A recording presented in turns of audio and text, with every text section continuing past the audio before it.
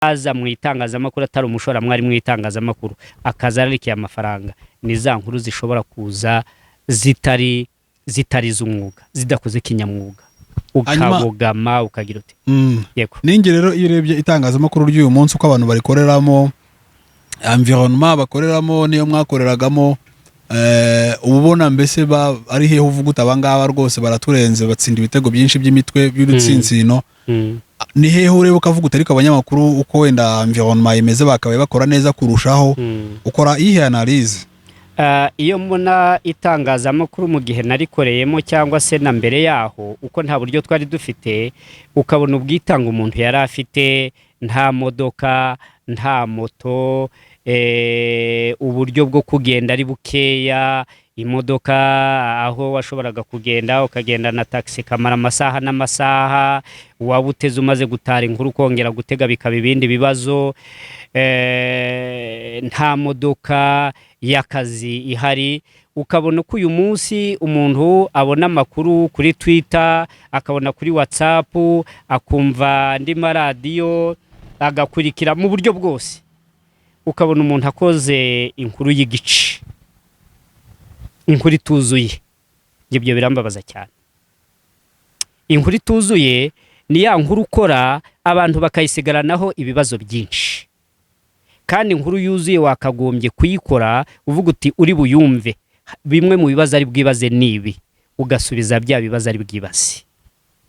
Niyo nkuru navuga ko igize. Icya kabiri, icyo mbona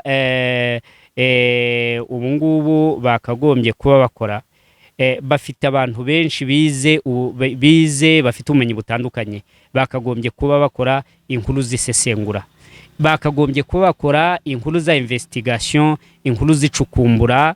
Nk'iyo bijya bimbabaza bagakora wenda nkatwe, aho umugenzuzi w'imari ya leta atangaza raporo mu binyamakuru, mu bitangazamakuru, inkuru zigashyuha ntizirenze icyumweru.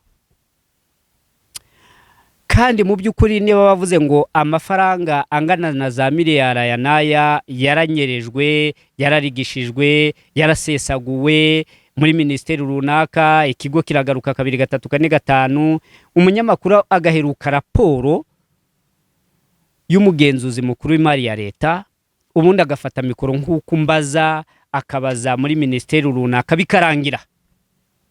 Ntibafata igihe ngo igitangazamakuru kivuge kiti wenda nkarabiye ivuge ngo ngiye gufata abanyamakuru 3, 4 baje kureba isesagura ryo muri wasaki, bavuga 2, 3 amafaranga aho umuntu imperutse kumva ngo aho mu gutanga amasoko ya leta, aho agaciro k'isoko nyakuri kugira ngo habemo ubujura abantu babone uko bibane nabo bahaye amasoko, aho isoko ryikuba inshuro 890. Agaciro kandi yego, niba isoko ryari miliyoni miliyari 1 miliyoni 100 kuba izo nshuro urebe Leta za miliyari 8 na miliyoni 900. Yego. None iyo umunyamakuru yumvise nk'iyo nkuru akanabisoma muri raporo, umunyamakuru agaherera aho ngaho bikarangira. Iyi gitangazamakuru ngewe ntabwo mvuga umunyamakuru, kuko iyo bagiye gutara inkuru mu gitondo baricara bagakora inama y'ubwanditsi, bagakora inama ya redaction, bakavuga ibyo bagiye gukora, bakanahana n'ibitekerezo n'umurongo umunyamakuru cyane cyane ari bugenderemo gushaka inkuru. Ariko nkavuga ngo igitangazamakuru iyo kitavuga ngo ngiye gukora ibi bintu mbicukumbure, bazatanga indi raporo hari icyo twamaze kubona, titwicare tubona amakuru ari uko tuyahawe n'inzego za leta. Ahubwo itangazamakuru mbona ryakabaye, nge byambagaho cyane, aho inzego z'ubuyobozi zahindukiraga ahubwo akaba arizo zizya zinshakaho amakuru. So bagushakagaho amakuru, uyu munsi abanyamakuru bashaka amakuru kubayagushakagaho. Yego nguko. Nubwo ngewe nashakaga kuri abo nko kuzuza inkuru yanjye, ariko akenshi najyaga mu baturage ngasoma, hari n'inkuru ubuyobozi nko mu ntara bwatungurwaga nuko ivuzwe, batese ibi bibaho. ndibuka nigeze nkora ikiganiro cyarimo mu ishuri ry'aba protestanti hariya ikirinda ryarimo amacakubiri ashingiye ku bwoko. Ikiganiro ntira imodoka mu gisirikare, namaze kumenya ko hari amakuru banteza imodoka, ndagenda njya gutara amakuru, nkora inkuru isanzwe, ariko nkoramo ikiganiro kigari cyari cyiza cyane, cyari cyiza pe. Ndaza ngitegura hano kuri Radio Rwanda, cyakubaza bitera kumenya, cyamaze amasaha birarenga. Mu bamwe bantije imodoka baravuga bati iyi nkuru ahubwo iratera amacakubiri. Ndamubwira ntoya, directeur wanjye Bideri nta kibazo yambwiye, abanyobora nta kibazo bambwiye, urambwira ute kwitera amacakubiri iyo nkuru? Ubwo byari ukuvuga amacakubiri ari mu manyeshuri agirwamo n'uruhare n'abarimu n'abari mu buyobozi bw'ishuri, ndetse bamwe bahita banavanwa ku kazi. Ariko mu by'ukuri rero batera amacakubiri mu bana. Umwe ngira ngo niba ari animatrice, niba ari inde mu gihe cya jenoside abwira umwana ngo ngewe ngo mu gihe mwibuka ngo ngewe ngo nibuka ngo isahani yanjye mwamenye. Mu gihe cyo kwibuka abazize jenoside abantu bishwe ngo yibuka isahani. Aho kugira ngo bakemure ikibazo cy'abana, ahubwo bagateza amacakubiri muri bo. Nicyo gihe iryo shuri rwose n'ubuyobozi bw'itorero nabwo ubwabyo buhindura ubuyobozi. Icyo kintu kirahinduka. Ruswa yari muri ku Gikongoro igihe namazeyo, nta inkuru maze kubona za dokima zigaragaza za ruswa n'abandikiranaga n'ibiki byose. Icyo gihe mu cyo yari ministre Jean de Dieu ubutabera nyakwigenda, yego, ahita akoresha azengurukaga muri za prefecture, akoresha inama, ahita ahindura ubuyobozi bwa parika, abashinjacyaha arabahinduragira ate, arahindura. Ni ukuvuga ngo ngewe icyo navugaga, bwa butegetsi bwa kane itangazamakuru bikaba ubutegetsi bwa kane, ngiye mbona itangazamakuru bwaryo ryakagombye guha umurimo inzego z'ubutegetsi kurusha uko inzego z'ubutegetsi ziha itangazamakuru umurimo, kuko bafite uburyo, bafite uyu munsi wakumva inkuru, urabona Twitter, urabona iki, urabona WhatsApp, ikintu cyabaye mu kagari, inkuru ukayibona mu kanya. Wari ufite rero mbere yo kuhindukira kujya gutega mikoro kabera hariya muri police, kujya muri ribu, wakagombye kureba ya nkuru ko kwiturutse hariya za telefone ziriho mobile, za telefone ngendanwa. Kuki udakoresha na telefone niba udafite uburyo bwo kugenda ukagerageza gukora icukumbura ushingiye kuri ibyo? Ejo niba wenda ari umuntu wishwe bakavuga bati ibimenyetso byarabuze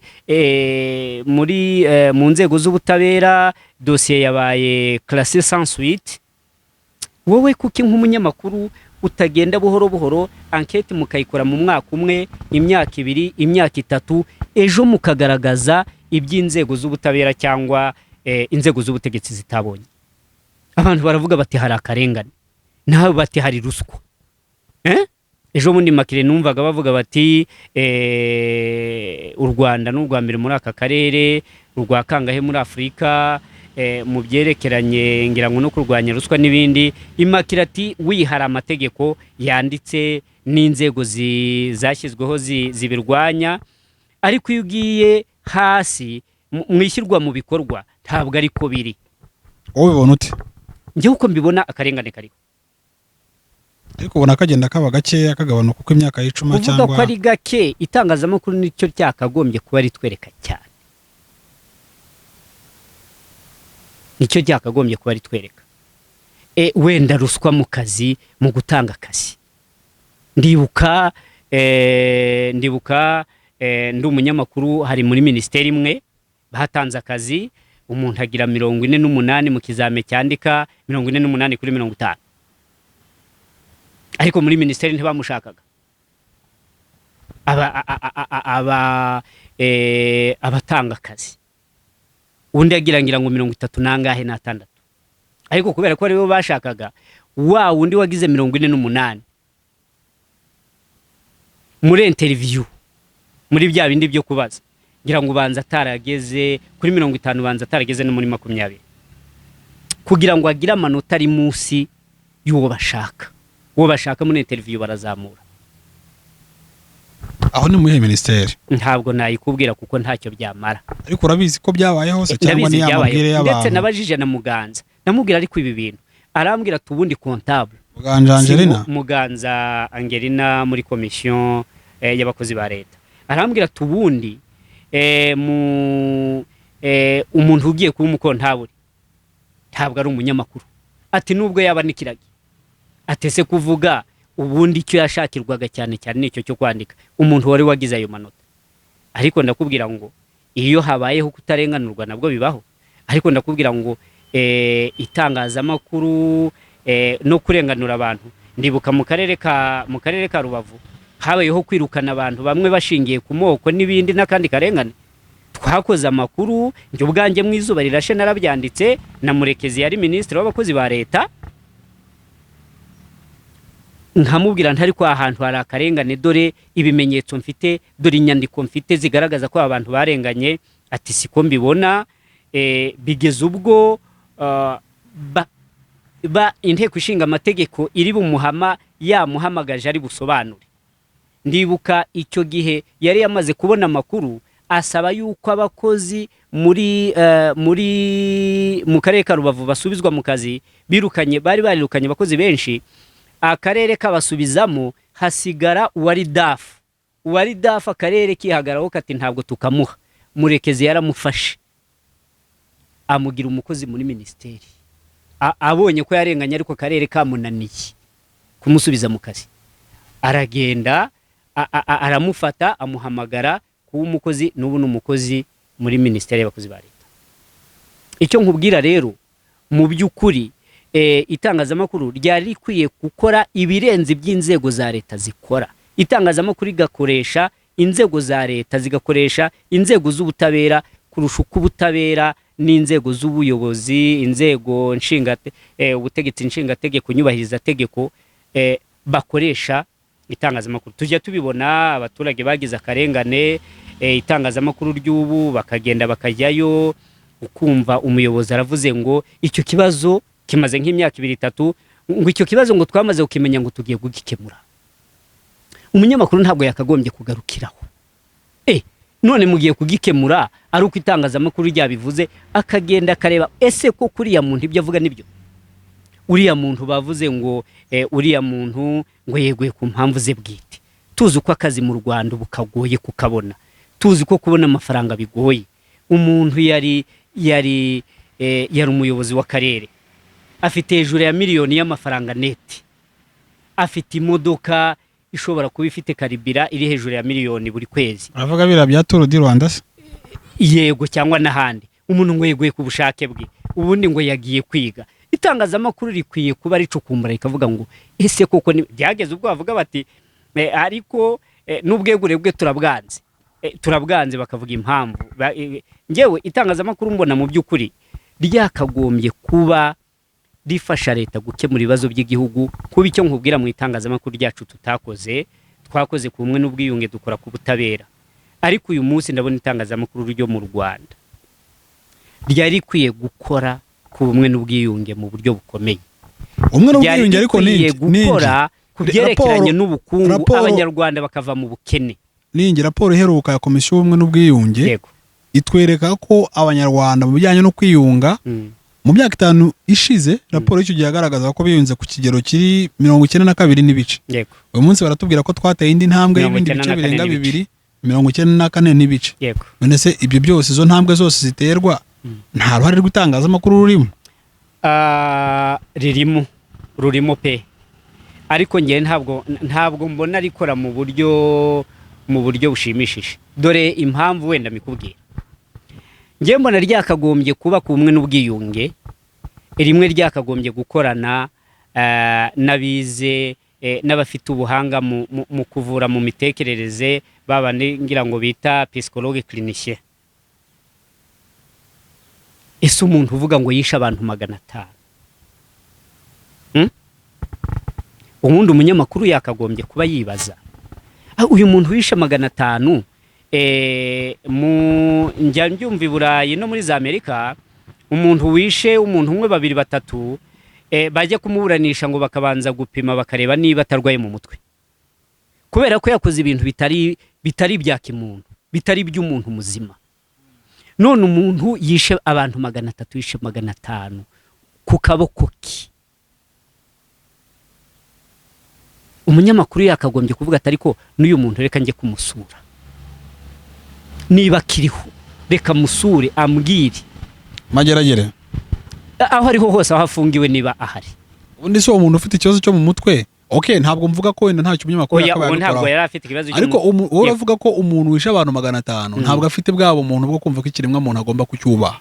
Hanyuma uti kuva kuri uyu munsi agifunze, kuva kuri uyu munsi agifunze, muri 98 habaho gutanga igihano cyo kwicwa, cyanabaye rimwe mu Rwanda ku bakoze jenoside, kiba rimwe na rizima nticyongera kuba. Harya ngo babishe ngo 21 icyaha, ngira ngo bari 21 mu Mutarubanza, babiciye babarasiye kuri Stade, ku kabuga k'umupira hariya i Murambi, munsi y'ibiro bya komini Murambi, ubu ni muri Gatsibo.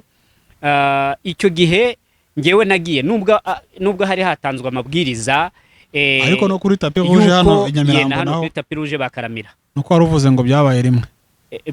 Byabaye rimwe, byabaye umunsi umwe. Okay, umunsi umwe. Byongeye. Yego. Icyo gihe nari umunyamakuru mu Mutara, njyana radio nitwaza icyuma gifata amajwi, ndavuga ntari ko ngiye kugerageza mbaze bari abantu.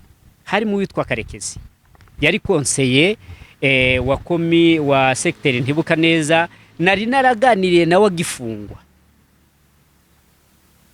ataracirwa urubanza, turaganira ibyaha bakoze, ndi kuganira nabo abakoze jenoside n'abacitse ku icumu.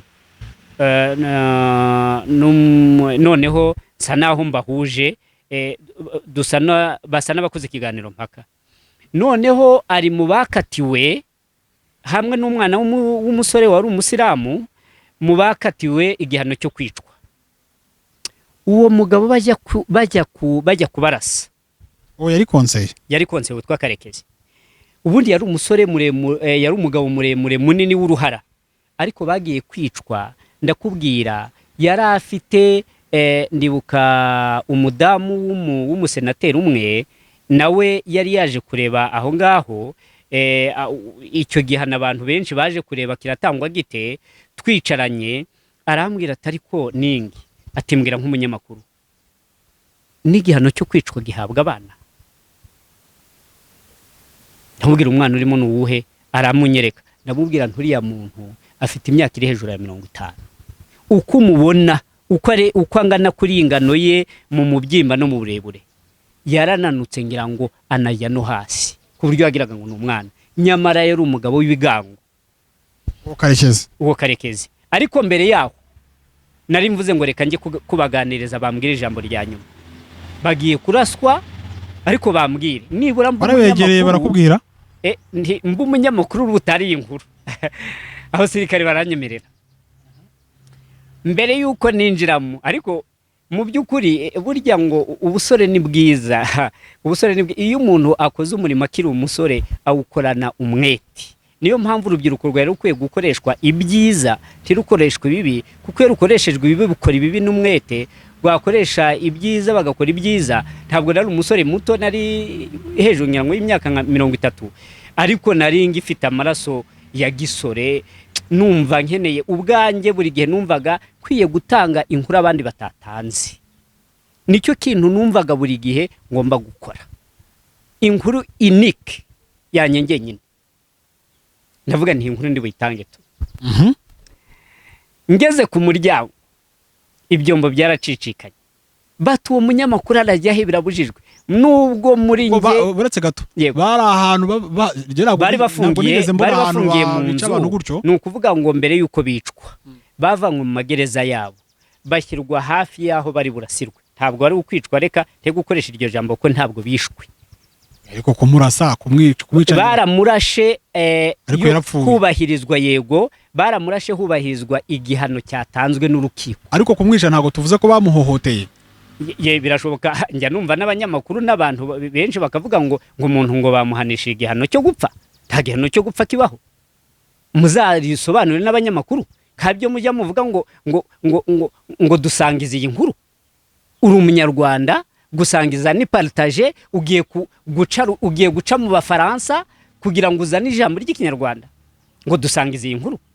Ngo igihano ngo cyo gupfa, nta gihano cyo gupfa kibaho. Habaho igihano cyo kwicwa. Hari ukwica ningi. Yego. Kwica ni igikorwa. Yego. Gupfa ndumva ari resultat cyangwa niba nabyita umusaruro w'icyakozwe.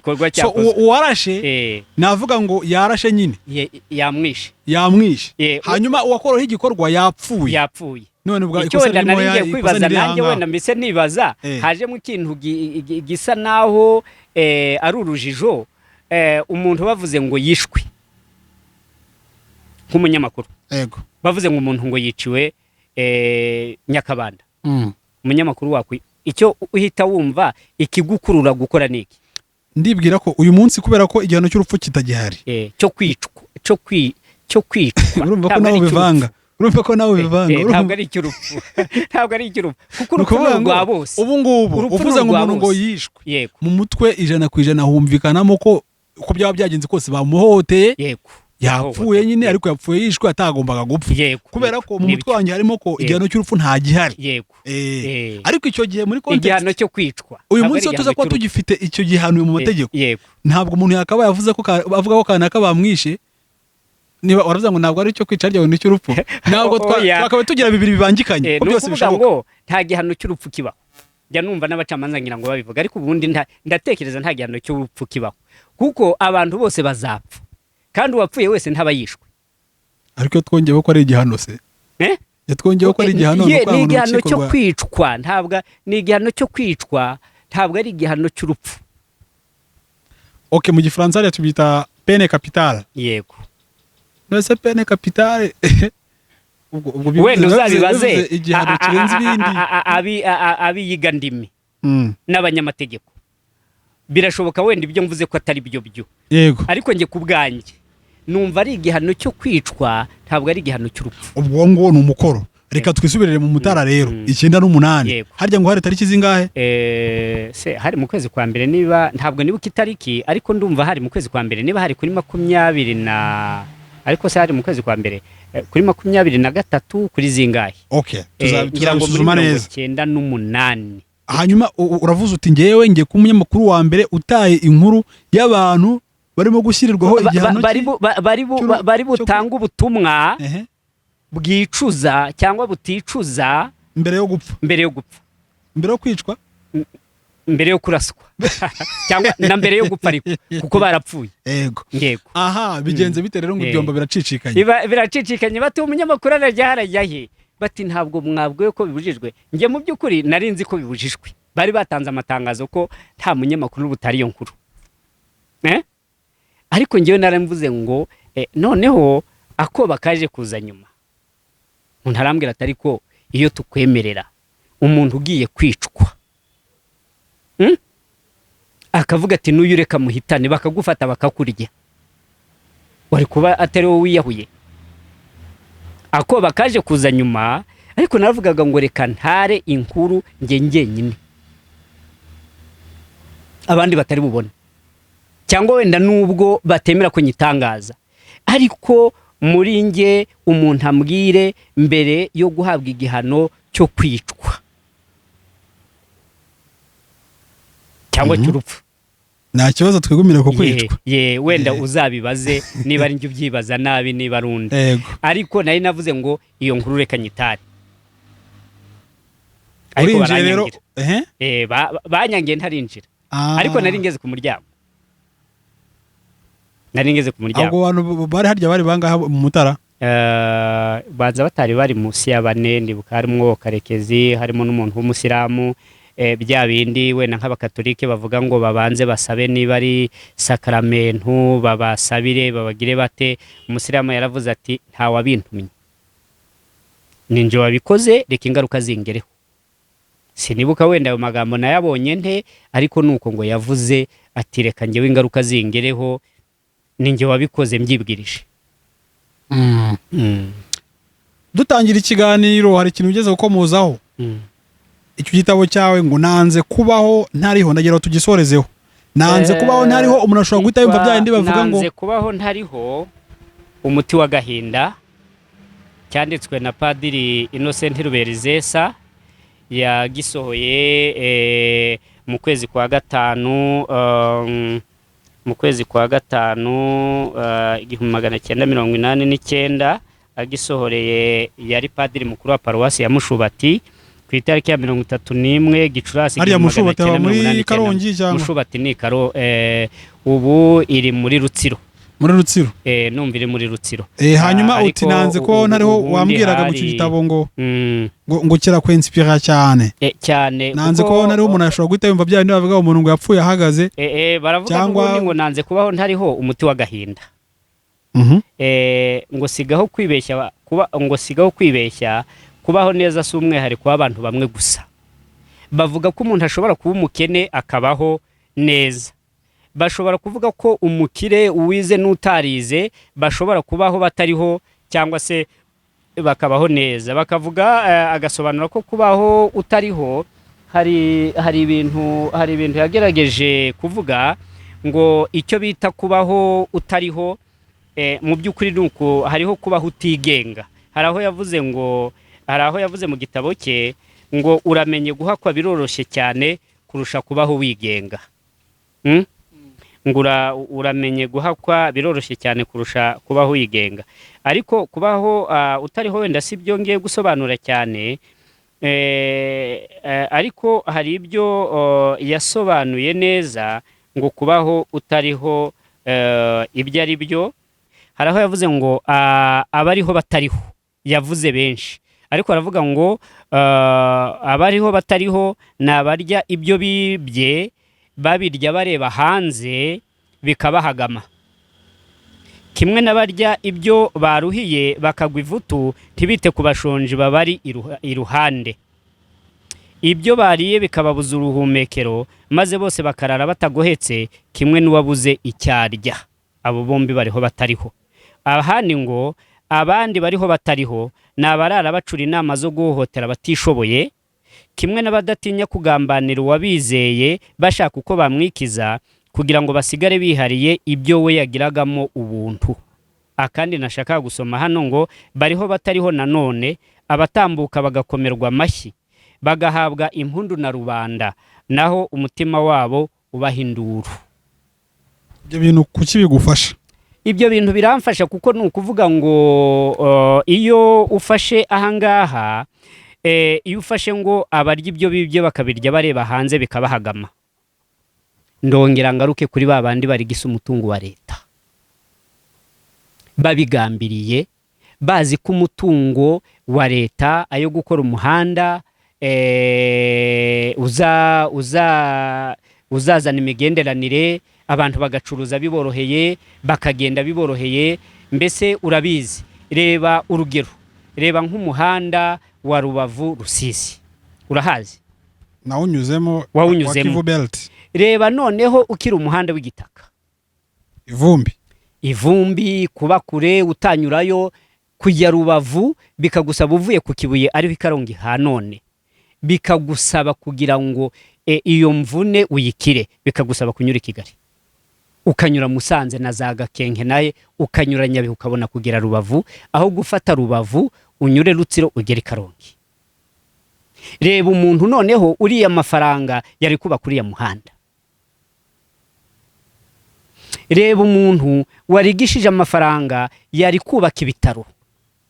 Urebe indwara uko zimeze, urebe ubuvuzi uko bumeze. Uwarigishije amafaranga yo kubaka ishuri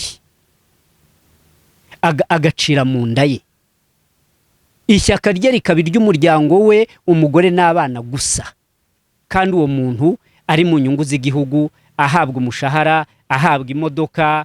Uziko nk'imodoka zihabwa abakozi ba leta abadatorwa bazimarana imyaka 4 babahaye amafaranga yo kuzishyura na essence n'ibindi, nyuma y'imyaka 4 bakamuhindi iyo akiri muri wa mwanya cyangwa umwanya utanga imodoka. Iyi kabi y'umutungo we, noneho azihawe 2-3 uwo mwanya umazeho imyaka 10, imyaka 12.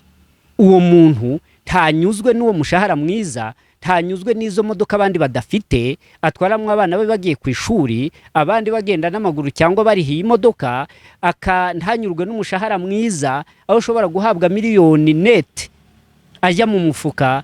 Mwarimu afite ahabwa ibihumbi 40, yazindutse saa 12 mu gitondo, arataha izindi saa 12 harimo no gutegura, nta mazi yo kunywa, mu gihe uzi ko abakozi ba leta uyu munsi baba mu biro, abafite amazi yo kunywa, abafite amata yo kunywa, abafite umutobe jus yo kunywa, akaba ashobora kugenerwa litiro. Hari aho nabajije barambwira ngo hari umuntu ushobora guhabwa litiro buri munsi 10 zo kunywa, na amata, amazi, jus, byose wabivunja buri munsi akaba afite litiro 10.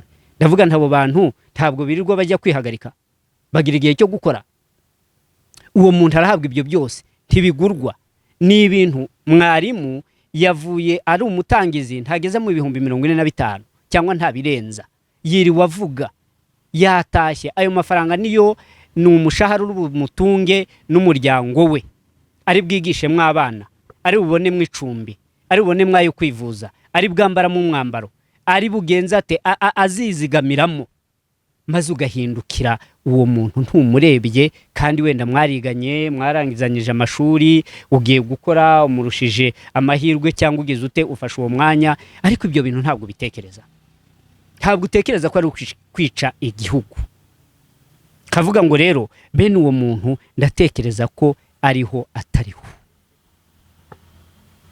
Ngewe icyo ntekereza, itangazamakuru ryakagombye kuba uyu munsi rigomba kuba rikora rigafasha abanyarwanda, bakagenza bati abanyarwanda bakava mu bukene, abanyarwanda uburezi bukaba uburezi bwiza butuma umuntu izasohoka agashobora no kwihangira umurimo. Itangazamakuru ryakagombye kubigiramo uruhare.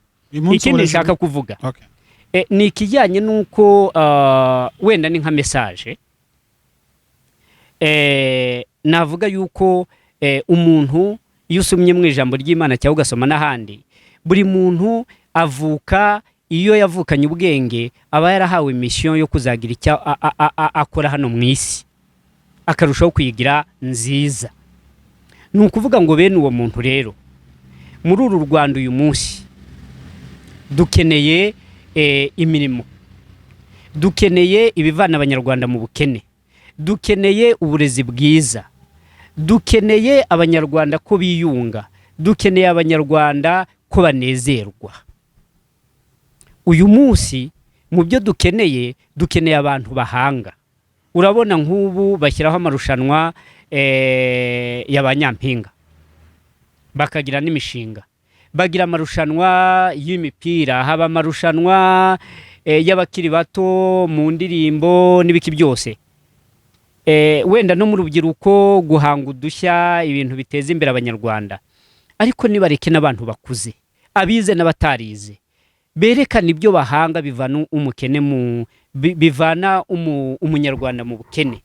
Abanyarwanda barye bahage, barye baryame. Ndibuka Mfizi hari umunyamakuru muri 81 witwa Lansoni Philibert, yigeze akora icyo kinyamateka naragisomye. Iyo kinyamateka aravuga ngo, yandika inkuru ngo kwambaza ubutegetsi n'ukuburoha cyangwa kwambaza umutegetsi n'ukumuroha. Aravuga ati Habyarimana nidukomeza kumwambaza, ibyo azakora tuzabifatisha amaboko abiri. Yanditse muri 81 isohoka mu kwezi kwa 7. Mfizi Christophe yari directeur wa Orenfor, arandika ngo harya Habyarimana si umubyeyi. Asubiza nko ku mapaje nka 3 ngira ngo. Mfizi uwo munyamakuru yari yanditse nko ku gace k'ipaje cyangwa icyaka n'ikipaje, amusubiza nko ku mapaje ngira ngo 3, ashyiramo n'amafoto. Ariko araho yageze aravuga ngo ni ibintu muri 2004 ajemo nama umwe n'ubwiyunga avuye mu Bufaransa, nashatse ko tubikoranaho ikiganiro, nsanga arwaye, ndashobora gufata amajwi ndi bumimubazi. Mu byo yanditse asoza yaravuze ngo Habyarimana ni nakangurira abanyarwanda guhinga bakeza, bakagaburira abana, bakagira itama n'ibuno bitari ibya bwaki ngo ngewe nubwo ndi umukristo nzamwambaza rirenge. Bigeze muri 1992 yandika inyandiko yise ngo ikigura inunga, asezera muri MRND avuga ko MRND igaragara kigiye gukora ubwicanyi, igiye kumena amaraso, kandi ari uri mu mubanda, ari mu gasozi hejuru, wese ubwo bwicanyi bubona. Ngiye kumubaza ngo Mfizi wa 81 na Mfizi wa 92, mbwira uwo Mfizi usa naho abayimwe ba Mfizi babiri. Mbonamo ko hari igihe umuntu abona ibintu none ejo akabibona mu buryo butandukanye. Ariko icyo nashaka kuvuga niki, ni ukuvuga ngo nk'u Rwanda rutari ubutayu, umuntu wese yarakwiye guharana n'itangazamakuru ririmo uburyo Abanyarwanda barya bagahaga, bakenubura umwambaro ariko wariye wahaze. Umunyamakuru niba abona ikiro kibiraya ari amafaranga 200 imusanze, akabona hano ari amafaranga 400, bajya muri restaurant bacyotsa igisate cy'ikira akaba ari cyo kigura 400, litiro y'amata ahantu hamwe ikabigura 200, Inyange ikagurisha 1000. Umunyamakuru namenye ngo matière première bya bindi bikorwa mu mata n'amata ari bunyobwa ari amata yaguraga 200, umworozi worora yanka igira ikigendaho yamuvunnye wagurishije 200 akaba agiye kongera kuyanywa ari 1000, akubye 5. Inyongera agaciro yabaye muri ya mata ni iki? Ambalage. Mu Rwanda kuko tudafite n'ibindi wenda bigendaho, ariko umunyamakuru icyo akagombye kureba ni ukuvuga ngo amata agura 1000 n'amata yaguzwe 200, kugira ngo ibiyagendaho bikube 4 igiciro cyayo. Ni kuki umunyamakuru yakagombye kubitwereka? Ni amazi ahenda, ni amashanyarazi, ni abakozi bahenze tuvana hanze batari Abanyarwanda, ni ambalage ishobora kubiguraya? Ni kuki? None se umunyarwanda ntakeneye amata? Ubu Abanyarwanda amata arabahagije, abanywa amata. Umuntu yarambwiye ati impamvu amata afite ako gaciro nuko Abanyarwanda batarakangurirwa kunywa amata. Ati wigishije abanyamakuru bakoze gukangura Abanyarwanda bakanywa amata, bakamubwira aho kujya kunywa icupa rya 800-900 rya Primus, nywa amaritiro 5. Atabana bashisha, abantu bagira ubuzima bwiza kurusha kwiroha mu nzoga. Icyo nashakaga kuvuga rero ni ukuvuga ngo itangazamakuru nirize muri bya bintu rucukumbure ngo kuki ushobora kuba ikintu cyaguze amafaranga 200 kigenda kikagura 1000. Kuki ikiro kigura 200 wenda ari ibijumba, ikijumba kimwe kikagenda kikagura 250 wenda ari ibijumba 5 kugira ngo bikore kiro? Nuko umusaruro ari muke. Iyo utabaye muke nuko utabonye uko ugenda ngo ujye hirya no hino abantu bose babibone ku giciro gito. Itangazamakuru ryakagombye kuba rikora ibyo, rigakoresha lab, rigakoresha minagri, rigakoresha ministeri z'imibereho myiza, zigakoresha ministeri z'ubukungu, bakavuga bati impamvu abana bafite kugwingira n'umusaruro tutabonye.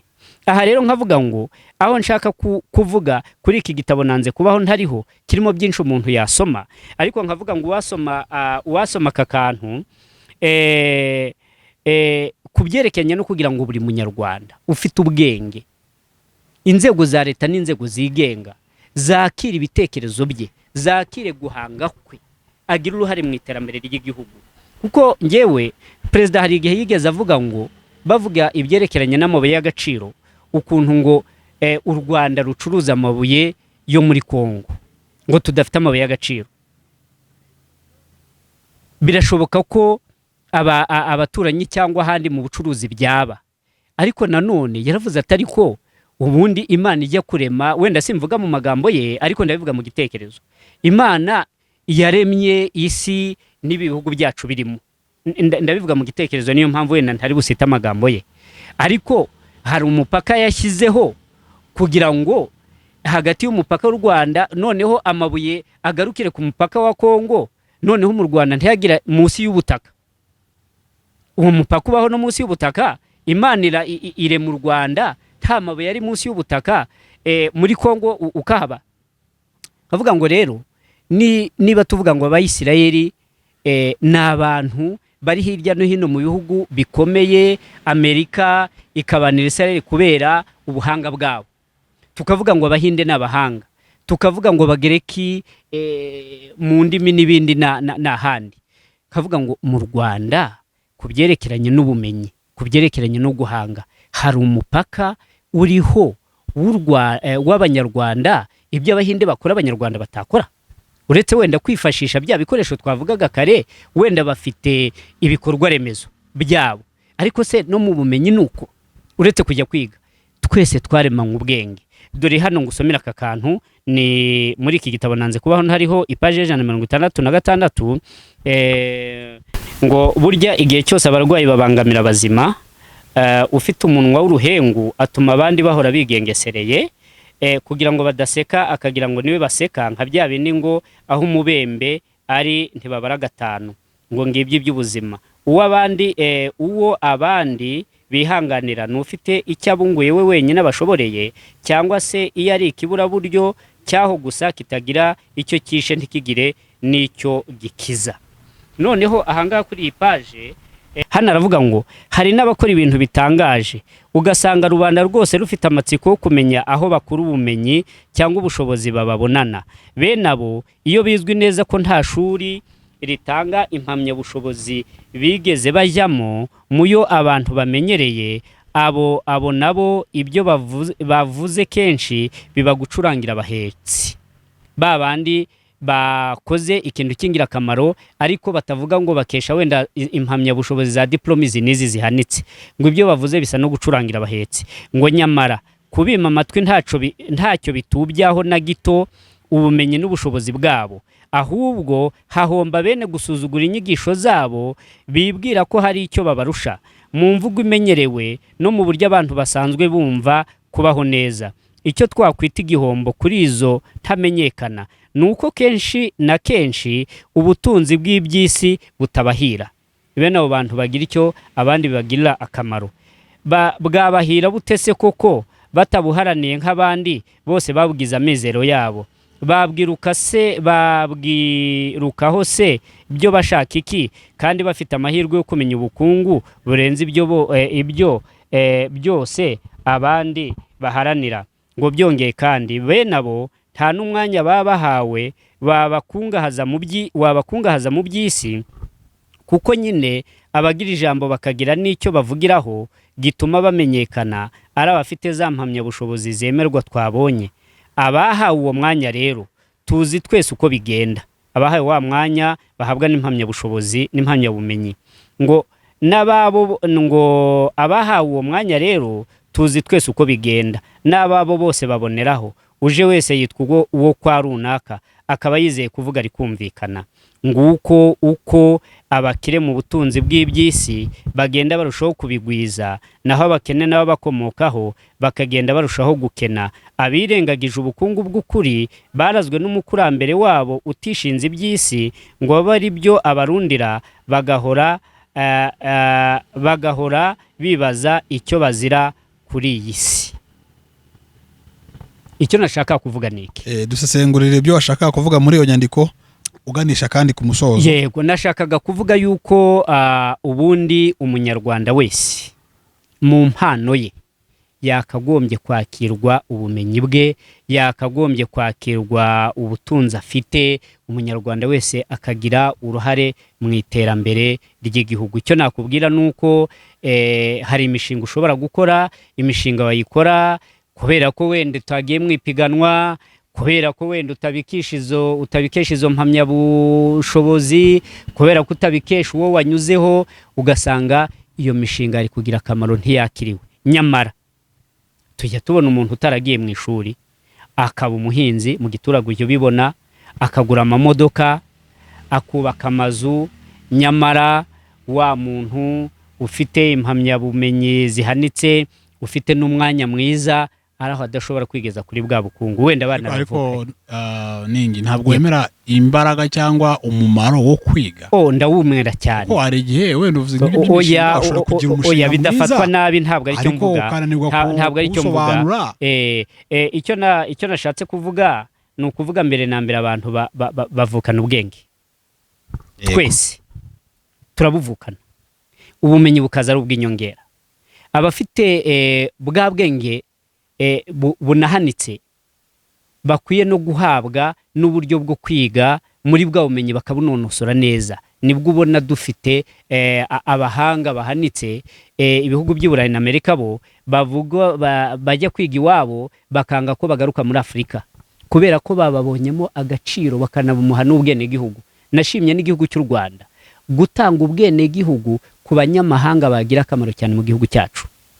Ariko icyo nashakaga kuvuga ni ukuvuga ngo baba bafite ubumenyi buhanitse, baba bafite ubumenyi buke ariko bafite ubwenge, buri wese nagire uruhare mu iterambere ry'igihugu. Nibyo nashaka kuvuga. Ntanga nk'urugero nkubwire uyu munsi